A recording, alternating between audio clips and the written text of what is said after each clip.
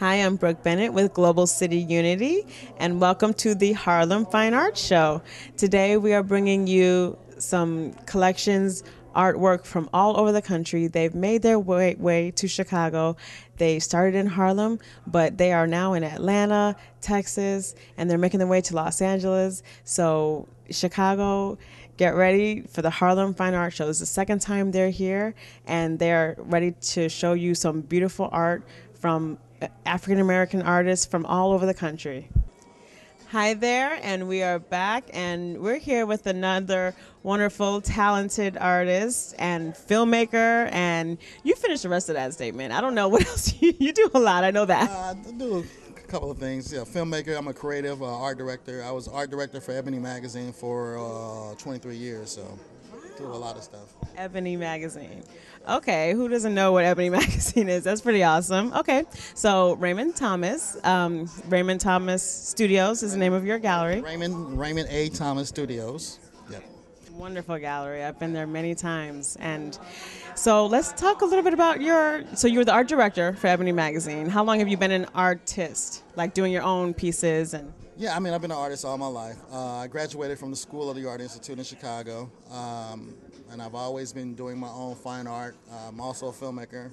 I'm also a creative. So once I graduated from the Art Institute, I was hired by John H. Johnson to work there, but I always kept up with my practice in my fine art. So at this show, we're at the Harlem Fine Art Show here today, and it's been an incredible weekend sharing the practice with the people.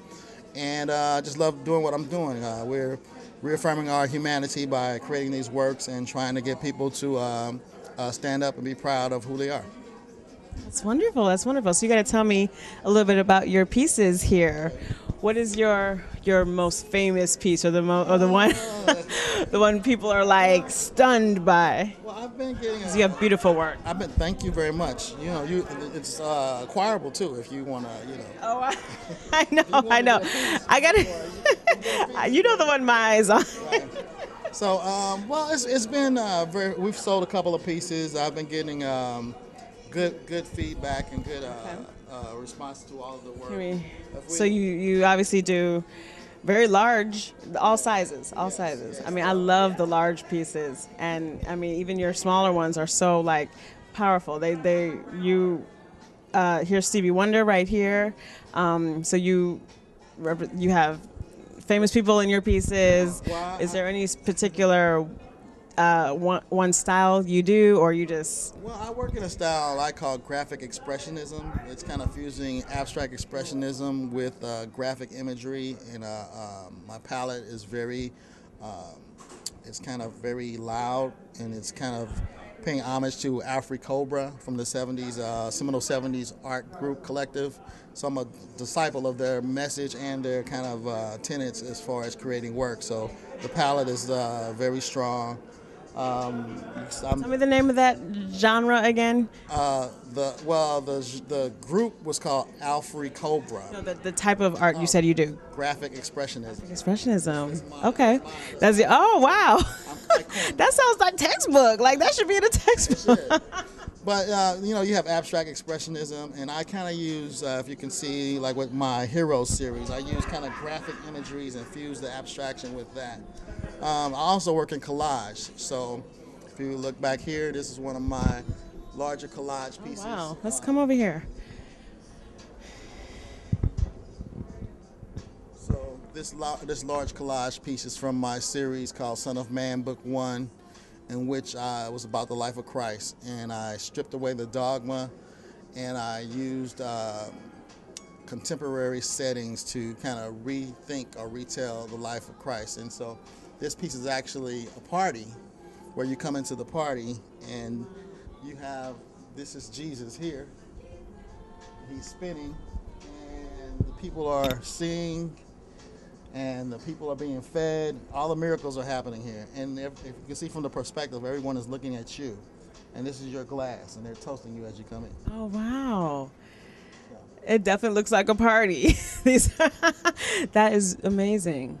So my work is usually spiritual, political, and social, and commentary. So I kind of fuse all those different things together. Okay, we got to talk about this piece right here. Oh, we have our president here. Uh, and you got to tell me. Well, I mean, it's really.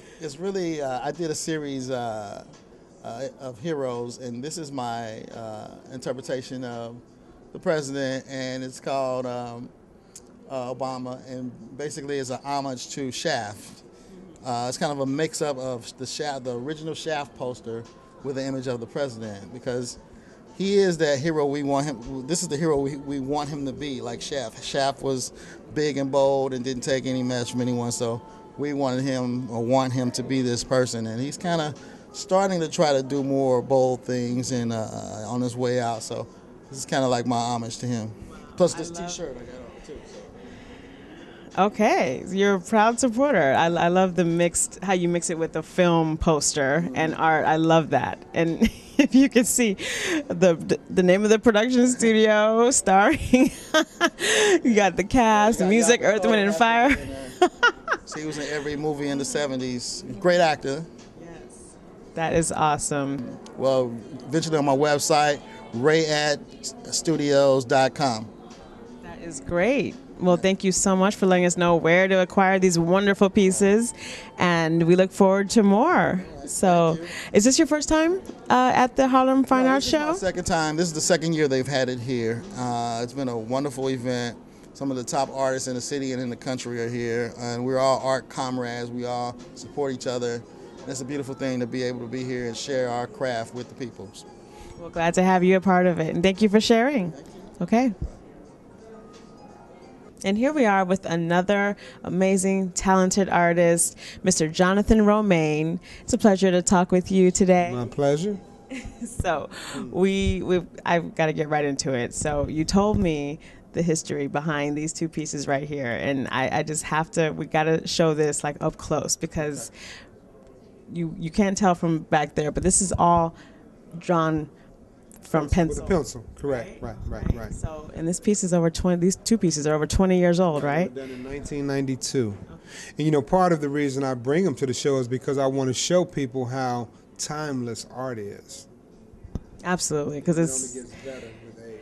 absolutely. And so I am asking this gentleman to never sell these. He told me he sold it once and he got it back. And I'm like, never again.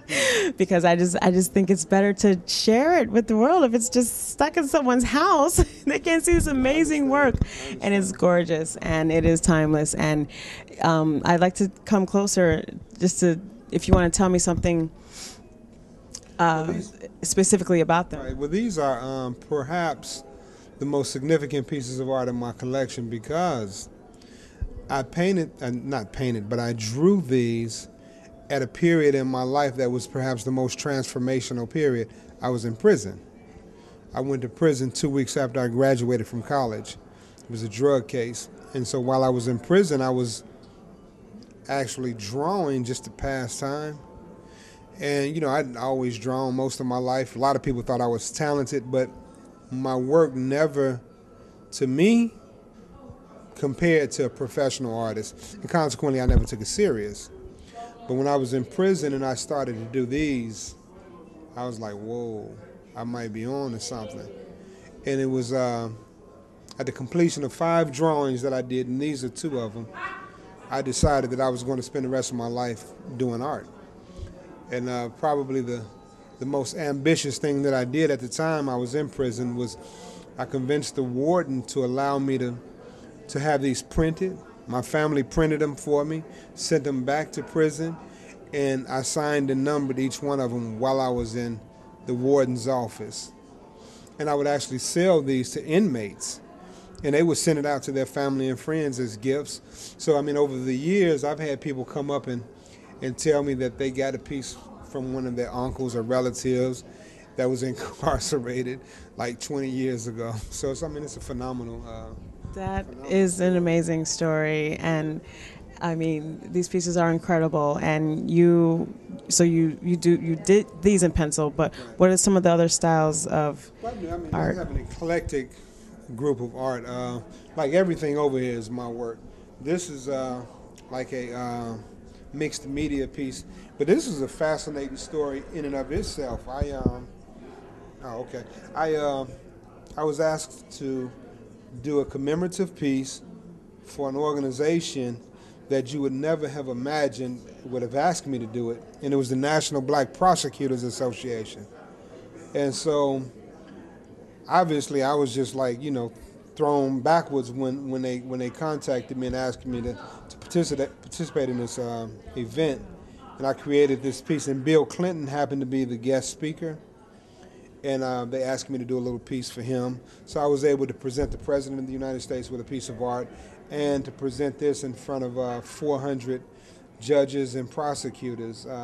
It was a surreal experience. And I think I was probably only maybe 3 years out of prison when that happened. Wow. Now that is just incredible to go from being incarcerated and then, yeah, absolutely.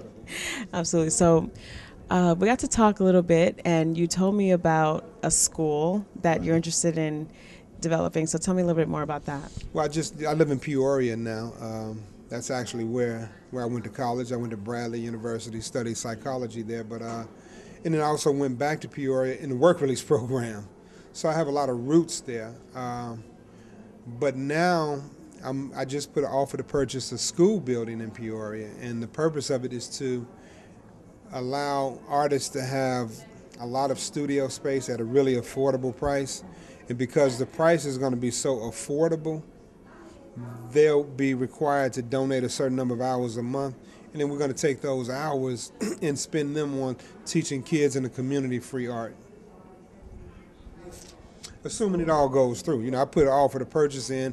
I don't know if they're going to accept that offer, but if they do, then that's what I'm getting ready to be doing. Well, we're saying it so it will be. It will be. And your wife is also in the arts as well. Right, she is an actress. Right, and so in the building we have a stage in the gymnasium where we actually would turn that into a little theater company, and that'll be her baby. Wonderful, wonderful. So, but everything, most of the curriculum and everything will be free to yeah, all of it. Everything will be free. Right. Wow. Yeah, and it won't be a curriculum because it's not going to be a school, but it'll just be artists providing free lessons to anybody, not only just the children in the community, but what I envision is that anybody who wants to learn how or to participate in the world that we operate in, I want to be able to have an opportunity for them to do it that has nothing to do with cost. And so, and it came from the whole concept that led me to this came from a story that I read in a book. And a guy was hungry, but he had too much pride to beg. So he got a big pot, poured some water in it, put some rocks and some fire up under it, and started stirring the water. And people would walk by and they would ask him, "What are you doing?" And he said, "I'm making soup. Would you like some?" And they were like, "Yeah." He said, "Well, throw something in the pot." So, after 10 or 15 people came by and threw different things in the pot, they all had a meal to eat. Nobody begged. Nobody put up more than they should have. And it all worked well together. And so that's the same concept that I'm going after this school with, a concept where everybody who has their hands on this benefits. Wow, I really hope it comes to fruition because everyone will be so, for the kids, I mean, this will be an amazing opportunity for them. Absolutely. To be able to. Artists, because it'll be an incubator for artists, and I think we grow exponentially when we lean on each other and we learn from each other and we fellowship with each other. Yeah. Well, thank you so much for sharing that sharing our art with everyone, and we got to take a look around now and see your amazing pieces. Okay. So. Okay. You want to start over? Yeah, we'll just get some B-roll, and if there's anything specific you want to say. No, I don't. You can about. Just go. Okay. You just go ahead and. I do. My chucks are gray, just like that. Are they? Yes, the only ones I have, and they're that color. Mm-hmm. And now I'm going to bring to you some beautiful fine imports from Africa. And here we are with the importer himself. This is James Bird. Hello, James. Hello, how are you? Hey, so I've gotten a chance to look around, and there's some beautiful pieces here from Africa. And you got to tell me, there's a story behind like each kind of piece here. Yes. So Tell me Absolutely. about them. Absolutely. Well, let's start with one of my favorites, which seems to be unassuming. And here are a group of 7 sculptors and 8 painters in a cooperative in South Africa that do this amazing work. And each piece is a collaborative effort with 1 sculptor and 1 painter. Here we own the process from beginning to end. A sculptor completes the sculpturing and then paints it. In South Africa, there is a collaboration of a single sculptor and a painter working on a piece independent of one another. But the collaboration works well, as you can see. In the case here, you have the sculptor who has completely sculptured the piece, but the painter decides only to paint the sculptured pieces of it and leave the background glazed. Next to it, you have a painter who's decided to paint the entire piece. So it's all in the mind's eye of the painter in terms of the finished product. So the collaborative effort works quite well. And these are all one-of-a-kind pieces, given that collaboration between the painter and sculptor. Gosh, they are gorgeous and so elaborate. We've got to look at these up close. Yes. And it could take as little as perhaps a couple of weeks to do a piece, or up to 3 months to do a larger piece. And in fact, on the other side of the wall, you will see some amazing sculptured pieces that take up to 6 months to complete per piece. And if we walk Check around that out. Okay. the curtain here, you will see. Oh, Now, now, for example, this sculptured piece is called The Grandfather, and Owen Maseko is the sculptor who only allows Edwin Kowina to do the painting because it takes up to 5.5 months to complete the sculpture, totally by hand. And the grandfather, because it's the elephant, the longevity and knowledge of the elephant as it permeates the life cycles of the wildlife.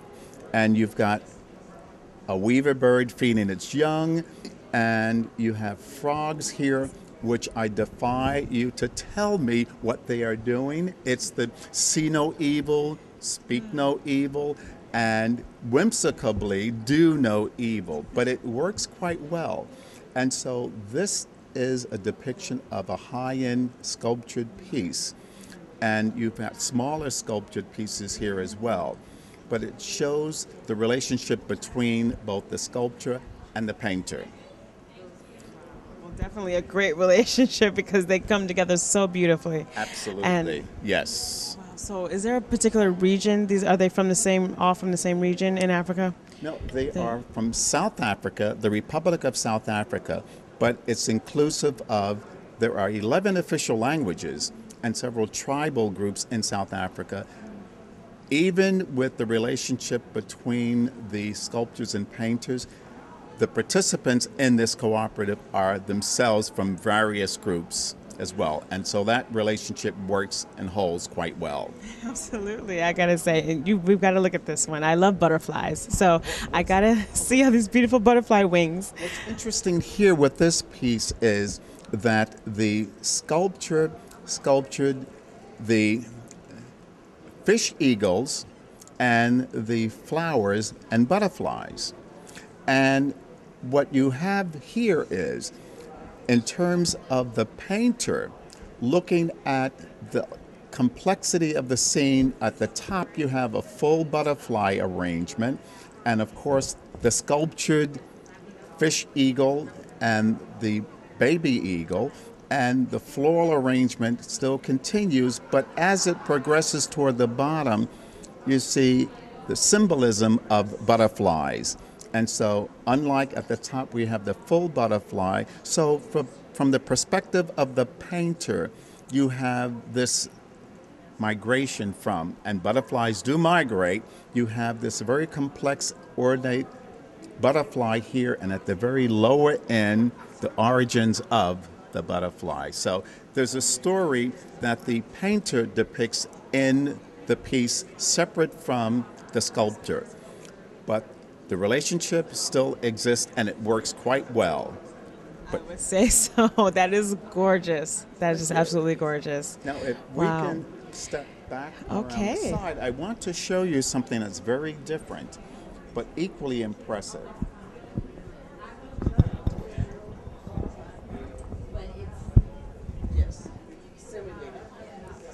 Here we have, these are greeting cards that are made by a group of Black Township women in Cape Town, South Africa. And there's a picture of one of the women who's working on these cards. And these are greeting cards that are hand built by these women on a farm outside of Cape Town, South Africa, using whatever materials they have, remnants of cloth, feathers, beads, and items donated to them. Now, the cards are blank on the inside, so you can send it to someone as a card with an envelope included, or you frame them and the perspective changes completely when it's framed. So as a source of income, these women craft these cards. And some of the women are physically challenged, but they're all able to produce these cards. So I love this because the more cards I sell, the more income there is for the women. And so every Christmas, I send them a bonus, and last Christmas, they made this card up for me with a note inside that said, "We feel special now and highly motivated." And when I saw this card, I said, "You have to make 50 of them for me so I can sell them." And I sold all 50. I said, "Well, I need 100." And I sold 100 of that one card. I said, "I need 200 cards now." And they were delighted because it's a source of income for them. So that's why I feel so special myself at having done that.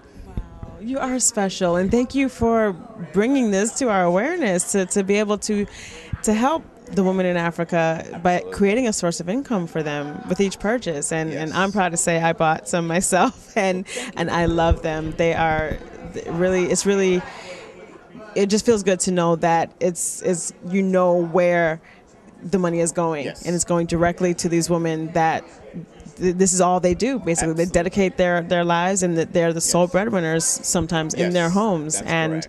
So that is just amazing. They're beautiful pieces, and I'm just so grateful that you are sharing this. And tell them to send more so we can keep selling them. Yes, do look at them, and I would hope to have them in the museum store here in Chicago. I believe we have a very wonderful museum here, La Sable, or DuSable Museum. Yes. I think that would be a wonderful home for these cards. Absolutely, because they feature African American, and this is African art, and yes. So that would be a wonderful place for it. So, wow, thank you for sharing the story behind it. Okay. And just we got to look at these other pieces too, all from Africa. What's interesting with these, and a very interesting story, these are Zulu clay pots. Functionally, they're used as storage vessels, and in some cases, drinking vessels. And Zulu beer is very, very nice. And some of them are used as containers for Zulu beer, but they're storage containers or containers used in the celebration, pouring the libation for the ancestors. Well, this lady here, her name is Nesta Nala at the very top right-hand side. Nesta Nala was the first Zulu potter to look at Zulu pots as works of art. I would definitely say so. Not just for consuming, but for art. They're beautiful. They're so ornate. And wow. what she started to do was put incised and raised designs on the same pot, and more importantly, sign the pots. So this is Timbi Nala, who created this pot, and Timbi's picture is in the lower right-hand side. And she's one of Nesta Nala's 3 daughters. And as a result of that transformative concept of a work of art as opposed to a functional pot, the South African government designated Nestanala a national living treasure. Only one of 4 recipients in the entire country that had that distinction. And all of these And to pots have a piece are done. from her, what a treasure that is in itself. Absolutely. Absolutely. So that's my world, and I'm so pleased to participate in as importing these handmade, one-of-a-kind pieces into the United States. Well, thank you for bringing it here to the Harlem Fine Arts Show so that we can all share in the beautiful work of Africa. And thank you so much for talking with us. My pleasure. Okay. Thank you very much. Thank you. Hello there. Welcome back. And I am here with the beautiful Risha. Risha. Okay. She is a local artist here out of Oak Park. Yes, and she is a photographer and artist, and we're going to show you some pretty unique things. So I'm excited to share with you her wonderful collection that's in a book. So I want to start with that because I'm just in love with this book, and we got to show this. Here she is. This is a collection of my photographs. It took me about 3 years to create all the images, and I was self-published in 2012. There's 116 pages of this satirical work that just kind of pokes fun at society's ideas of sexuality and love and what people go through to be highly regarded. So, yeah, that's what this is. So you got to tell me what inspired the sexy clowns, merging sexiness with clowns. Where did that come from, that concept? Well, like I said, we all, even there could be a male book of this. It's a version of, basically, it's a joke on what we do to be loved. So all the things that we put on our face and all the stuff that we buy and our positioning to be sexy and cool and loved. Okay, so that's an example of your photography. So tell me about the art that you have here. So about 2.5 years ago, I stopped saying I wish I could do that and just tried it. And I would say the first 15, 20 paintings were mediocre to horrible. And then in the past 6 to 8 months, I have turned a corner because I'm very focused and I've been doing nothing but my art. And so now I'm to the point where I'm enjoying these pieces of work and I feel proud putting them on the wall and showing them to people and talking about it. So you should be proud. So let's talk about it. Okay. So we can enjoy it and I mean this is beautiful. I can't believe you said that. Yeah, you said mediocre. I would never call that mediocre. I've come a long way. I'm sorry, but I showed you some of the original, and that's the beauty in this, and why it feels so good is that I've grown, and even my artist friends would say you are getting better. They can see that, and I put a lot more time into it, and been more particular about the materials I use and all those sort of things. So would this be considered mixed media? This is mixed media collage.